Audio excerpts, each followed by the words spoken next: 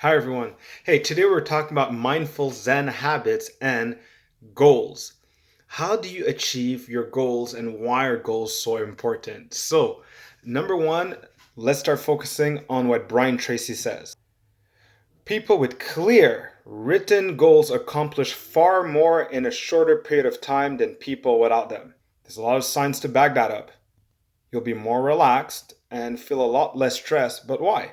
Well, writing down your goals gives a sense of context around what you say that you want out loud, how consistently you say that, and how consistently you're actually matching what you're saying. If it's not written down, there's a lot of things that could carry you away in your daily life, such as unexpected things from your everyday life.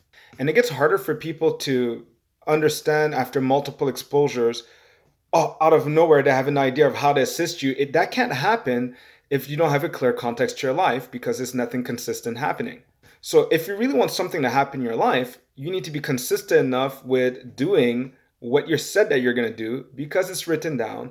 It's in alignment with your values. There's excitement, there's passion when you talk about it, and it helps people that are outside of you to assist you along that way. The other internal resource that you want to have is from it being attached to what is meaningful to you. I mean, do you feel like you get to do this or do you feel like you have to do this? I know for me personally, at some point, was like, I have to get my finances up. I have to. And I was engaging myself in activities where I was not in a state of mind where it's like, I get to do this. So my body's not happy doing this. My mind's not happy. None of me is really happy doing it. Why would I want to force myself to do something like that and expect myself to be happy when I'm practicing to be unhappy? So, how can I attach what I like doing, my passions, my values, into what I have to do? So it turns into something that, oh my goodness, I get to do more of this.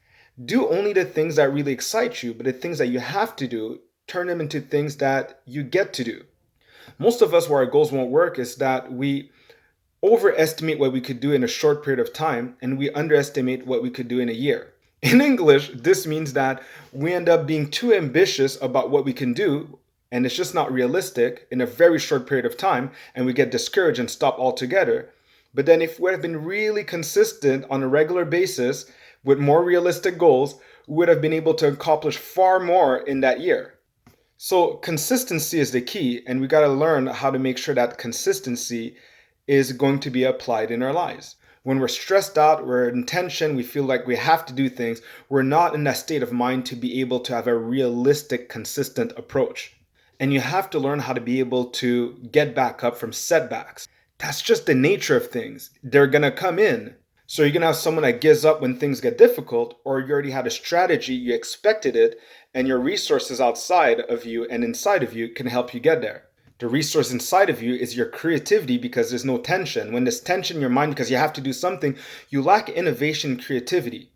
You need to have a relaxed mind to do so. I mean, who's more intelligent to find an exit? Someone that's panicking or someone that's relaxed? In a fire. Sorry, I didn't even create the context on that one. Emergency, everyone's running out of a building. There's a relaxed person that finds the exit right away because they could think. And then you're the person that's gonna run around and, the firemen have to come and get them out of the building. So the tough part here is this. Asking yourself the questions, what are my goals? What am I really interested in? What am I passionate about? What really brings me joy? When do I really feel like I'm being myself? What is really important in my life? And you know why this is hard? Because the answers aren't really that easy. They're not easy.